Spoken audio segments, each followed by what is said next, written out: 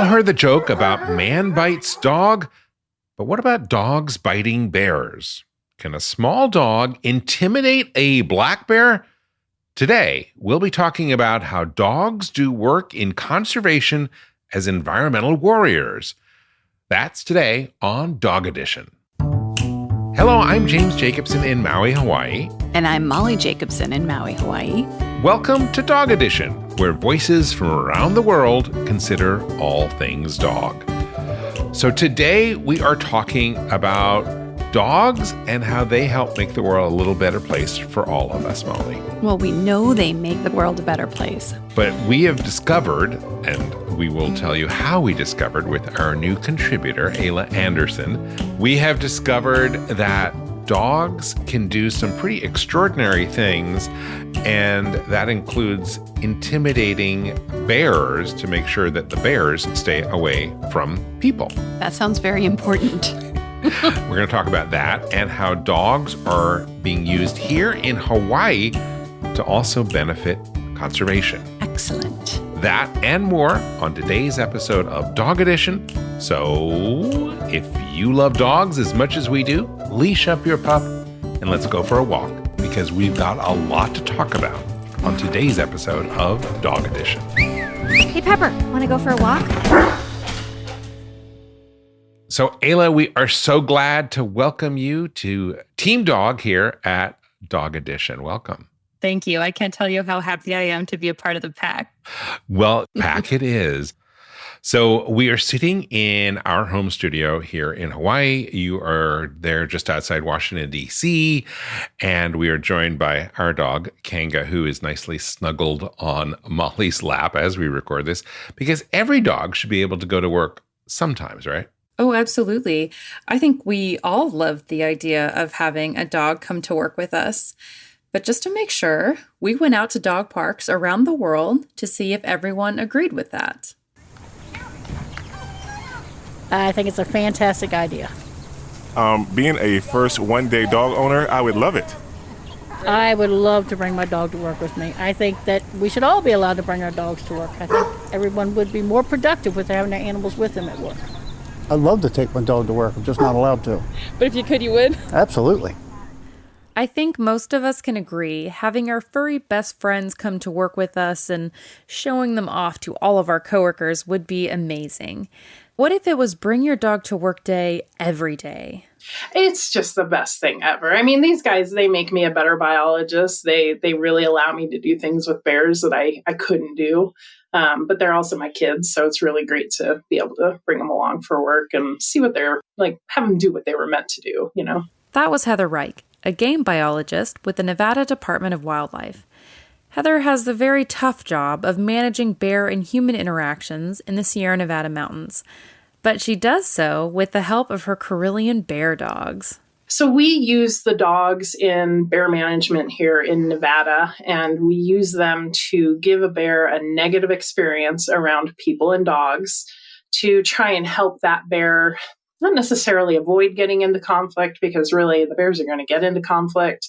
But what we try to do is just tone them down a little bit, keep them at a lower level of conflict where maybe they're just coming out at night to knock over garbage cans rather than walking by somebody's car in the middle of the day and thinking, oh, I should go in there and see what they've got inside the car and causing property damage. So also, you know, when the bear comes into a neighborhood, if they start approaching a house and a dog starts barking, ideally they're going to say, you know, I remember that experience that I had, and I'm just going to avoid going that direction. And I do have a lot of people who anecdotally will tell me, you know, I was yelling at the bear and it didn't seem interested in leaving, but boy, when my dog started barking, that bear sure took off. And it's like validation. Yes. These negative experiences Heather is talking about is when they have a bear who has a higher number of conflict occurrences. And as Heather puts it, it needs a bit of a spanking to encourage safer behavior.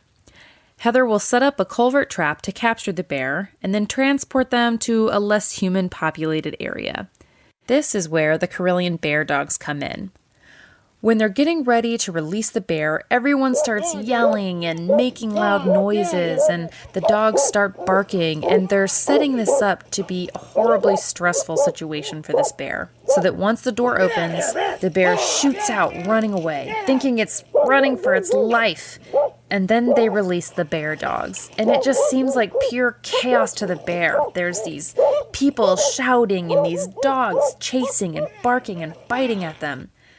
But this chaos is actually a very carefully organized and executed conservation tool. Its whole purpose is to create this very negative association with humans for this bear, and hopefully that bear will think twice before entering back into urban areas. Not only does this keep people safe, but it also helps save some of the bears who may have otherwise been destroyed in some of the more extreme cases. Now, if you're like me, and I assume you are, because you're listening to a podcast specifically about dogs and how much we love them, you're probably worried about how dangerous this is for the Karelians. Don't worry. I asked her. Absolutely. Yeah. In every presentation I do, I always open it up for questions, and that's the very first question. So I'm starting to incorporate it into my talk now where, yes, absolutely. I mean, you are asking dogs to go and chase after a bear and bite it in the butt. And these bears, while they are running for their lives and they are not going to stop and absolutely have a flat out attack and try and kill my dogs, they will stop and defend themselves. They will throw out a swipe or try and bite somebody, but it's not a prolonged attack. So usually, if the dogs get hurt, it's a pretty minor scratch to them. Really, they have never had a life-threatening injury. It's hard when you're trying to describe a bear dog to someone who's not actually looking at one. When you say bear dog, people are imagining these 70 to 80 pound monstrous beasts. Really, they average about 50 to 55 pounds so that they have that agility to duck and weave when a bear is swiping at them. And I never release one dog. I always have at least 2 dogs, even 3 dogs, so that if there is a moment where that bear decides to turn, he kind of can't figure out where to focus anything. And he just kind of stops, maybe swipes out a paw and then continues running. So, when we are releasing the dogs, we are setting it up to be as safe as possible, not only for the dogs, but also for the bear, because we don't want the bear to be attacked or get injured in any way, shape, or form. So we're always thinking about safety aspect at the moment that we're going to open that trap. Just like how biologists gear up in their hiking boots, Heather's bear dogs also get souped up. They wear bright red harnesses that allow for good visibility, and they have these chest protectors to keep them safe from branches as they're running through the woods or the sagebrush. And they also have training collars that have a vibrate function. The dogs are trained to know that when the collar is vibrating, that's their come command when they're out of earshot. Occasionally, they even throw on a GoPro and get some up-close and personal footage from the dog's perspective of the chase. So far, we've talked about what these dogs do and the equipment that they use and how they're used for conservation. But what about the most important piece of all of this? The dogs. Where do they come from? Karelian bear dogs are a primitive hunting dog from Finland, and the ancient breed, there's fossil record going back 10,000 plus years of a dog like this in the region. And they're really very motivated hunting dogs, able to bay large game. Nils Penderson is the director of the Wind River Bear Dog Institute in Alaska. Their mission is to reduce human-caused bear mortality and human-wildlife conflict worldwide. One of the ways they work towards this mission is by breeding and training Karelian bear dogs. Now, just like with other service dogs like police dogs or seeing eye dogs, the Karelian puppies from Wind River go through a vigorous testing process after they've been born, so they can be placed with the right handler for the right job. Throughout this testing process, they're introducing these pups to all kinds of new things, various wildlife and different kinds of terrain, strange sounds, smells, all kinds of different situations. And the whole time, they're watching for attributes like prey drive or confidence, their independence. It's not a pass or fail kind of test, more like a personality test. For our purposes, we figure about a quarter, 25% of a litter of well-bred, dogs are going to make the cut through our testing process. So we consider those dogs to be bear conflict dogs, dogs that have to work. They are going to make lousy pets because they're going to be wanting to range out, leave you to go off and hunt.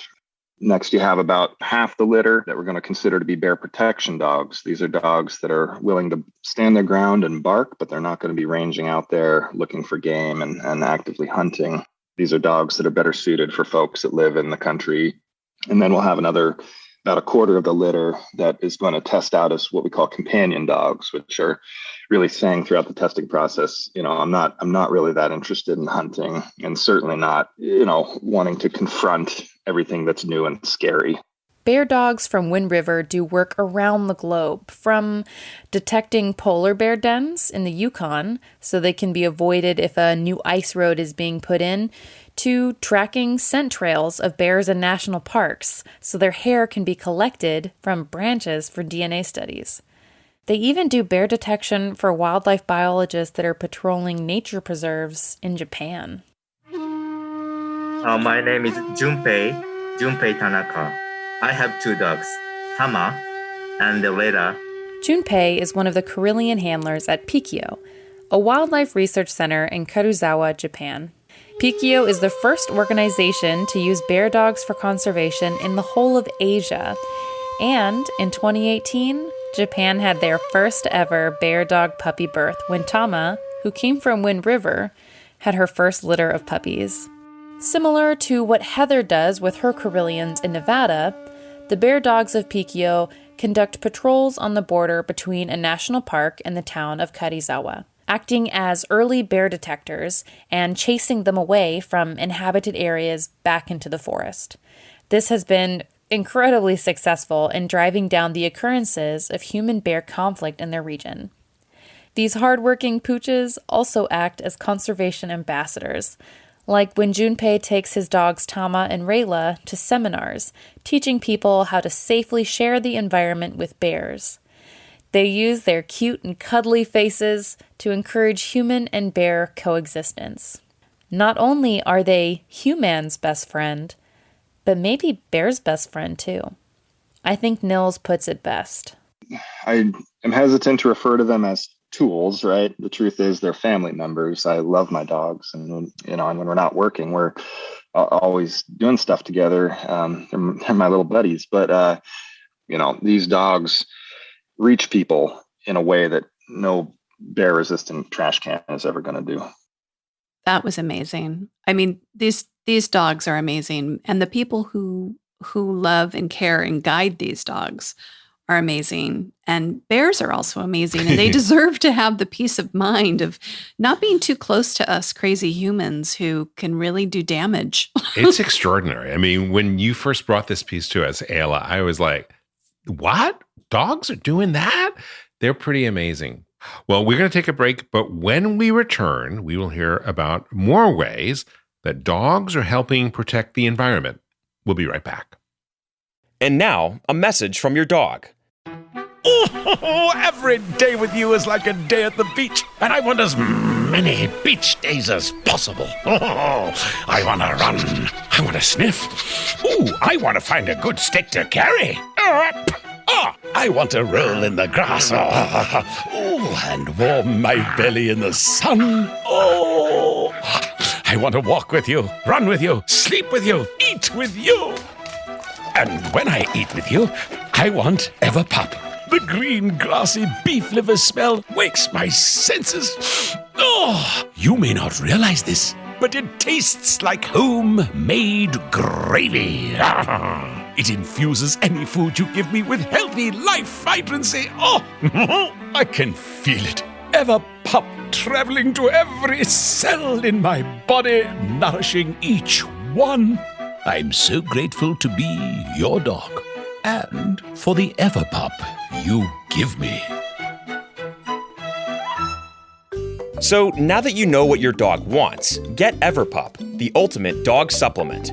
Everpup is available in select pet shops and on Amazon. But to get the best price possible, join the Everpup Club at everpupclub.com, where you'll get your first jar for just $8 with free shipping anywhere in the U.S.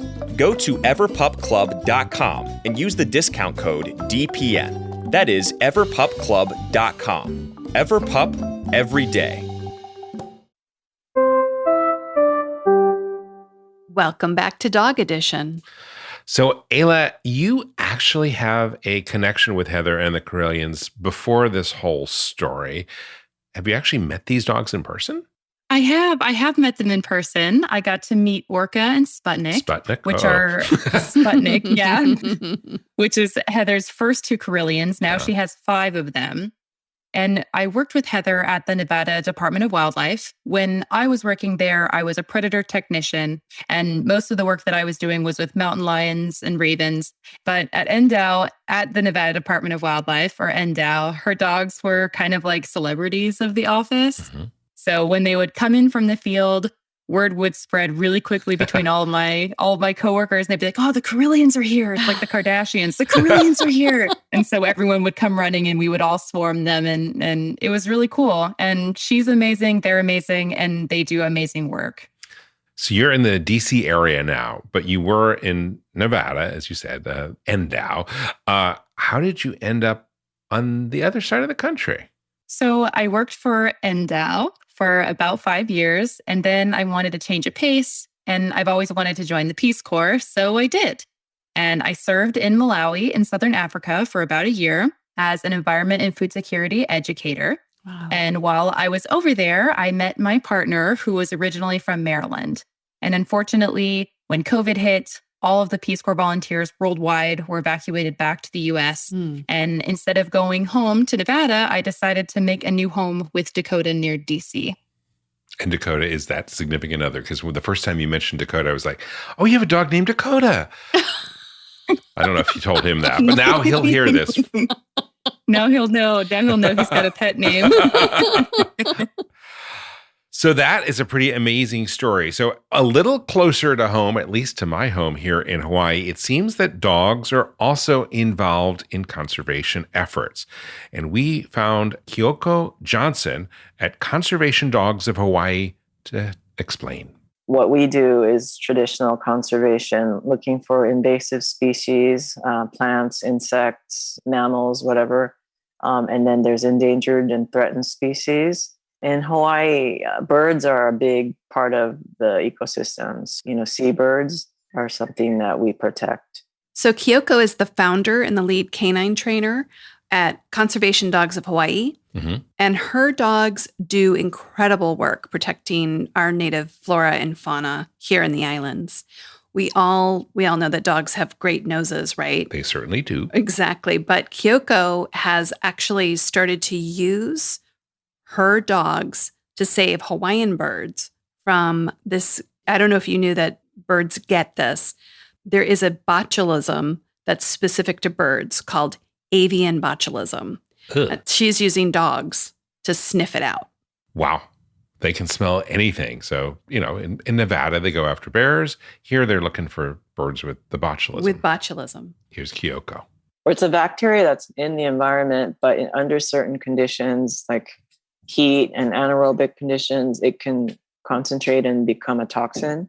The water birds eat invertebrates from the water or the mud, like slugs and worms and things like that. And those invertebrates can kind of concentrate a toxin. So when these water birds eat too many of the toxic invertebrates, they get sick themselves. The birds start to get lethargic. Their heads are drooping. They can't swim, so they drown and then they die. And then once they die, flies will lay eggs on their carcasses, and then the maggots start to grow. Ew, that's kind of gross, isn't it? It's not kind of gross. It's disgusting. It is really disgusting. So basically, the carcass is full of botulism. Yeah.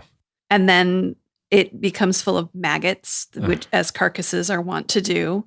And those maggots are now full of botulism, and they're like perfect little botulism pellets. Oh, little nuggets of botulism. Little nuggets of botulism. And then the other birds come along and eat the maggots because that's their natural food. And now they're ingesting botulism. And then just all these birds are just getting sick and sick and sick and sick and sick because there's these carcasses filled with maggots. So it's like a maggot botulism bomb. Buffet. a bomb buffet. That is disgusting. It's disgusting. It's also terrible for our native species. Hawaii has unique species that aren't found anywhere else on the planet. I believe 75% of the flora and fauna in Hawaii are nowhere else on Earth. Right. And, so if something like this happens, it is devastating to our ecosystem. So the good news is there are dogs to the rescue. Yeah. The dogs are going and finding the carcasses, which they can smell really easily, being dogs. And trained. Right. And they're finding them, Kyoko says, before the maggots develop. So they're cleaning up the dead bodies before they can develop maggots, which means that they're stopping this avian botulism outbreak. So these birds of Hawaii have it a little rough these days. Well, as we well know, I hadn't actually heard about avian botulism being a problem here, right? But we know that we have tons of native birds that are on the brink of extinction and many that have, in fact, gone extinct because of invasive species that are brought into the Hawaiian Islands. But think of the mongoose. They were brought what over. What is the plural of mongoose? We're going to say mongoose. Okay, we'll say mongoose. We'll hear from the Mongoose Podcast Network about that.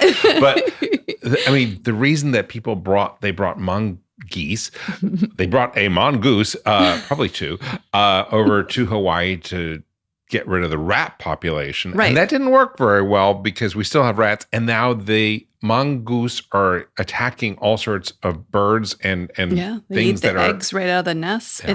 We have a lot of birds that nest in the ground, and that's very easy food for the mongoose. And the irony, of course, is that ships brought in rats, which weren't here before. Right.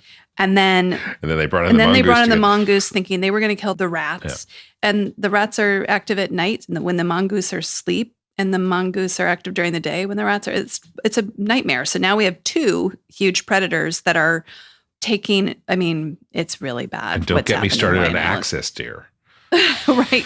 Well, yeah. They're basically just giant rats that are a lot bigger. So yeah, we have a lot of invasive species, but it isn't just about animals. No. It's about plants. That's right. There's all sorts of invasive weeds, which are, as we know, a weed is just a plant that's in the wrong place, right? But in Hawaii, there's this plant that is a weed here called devilweed. Here's Kyoko. It's a plant that, just takes over the forests and can push out native species. It's also toxic to livestock. So it's a really high priority because if it spreads to farms and ranches, then it could be devastating to the livestock as well. So that's one of the big programs that we have. It's supported by volunteer dog handler teams, and it's been very, very successful. And so they have the dogs that are out there looking for this species. But what is so cool is because dogs have this crazy sense of smell, they can smell such long distances. They can smell this weed almost 300 feet away from it. That's crazy. And they can differentiate between all the other plants in the area. Yeah, they're able to just hone in on it. And you know why? It's because they have the Jacobsen organ. We'll refer you back to another show. That's the organ inside of the nose that makes it possible. That's right. We're responsible for that organ, obviously. Well, that's fascinating. So just one plant can be smelled. Highly trained dogs. 300 feet away. So yeah, the dogs have really impressed me. The dog handlers are very devoted and they're just awesome to work with. And so now we're actually expanding to Maui, the neighbor island. And rather than devilweed, which they don't have, we're going to focus on koki frogs, which is an invasive frog. We know those koki frogs. They have been a bit of a pain here, but they're really a big problem on Kauai. And I just love how they're able to get the dogs to really help fix the environmental issues that we have here in Hawaii. Yeah, that's incredible. The koki frogs are a real issue here. And as you say, they're worse on other islands, but we don't like them. No. We're happy they're expanding. They make a lot of noise. Well, there you have it. These conservation canines are conserving the ecosystems around the world, from Nevada to Japan to Hawaii. I want to thank you for joining us today, hitting that play button. If you would like to support Conservation Dogs of Hawaii, we will include a link to their website in today's show notes, and maybe you can take a look at some of their swag. They have some cool things, including a Star Trek Sniff Long and Pawsper sticker. Yeah, Stick Long and Pawsper. They like puns just as much as we do at Dog Edition. Absolutely. That's great. It's very funny. Ayla, thanks for being with us today. Thank you so much for having me and letting me be part of everything. Join us again next time for another episode of Dog Edition. Stay tuned for some information on other shows that you can listen to now on Dog Podcast Network. On behalf of all of us here, I'm James Jacobsen, wishing you and your dog a very warm aloha.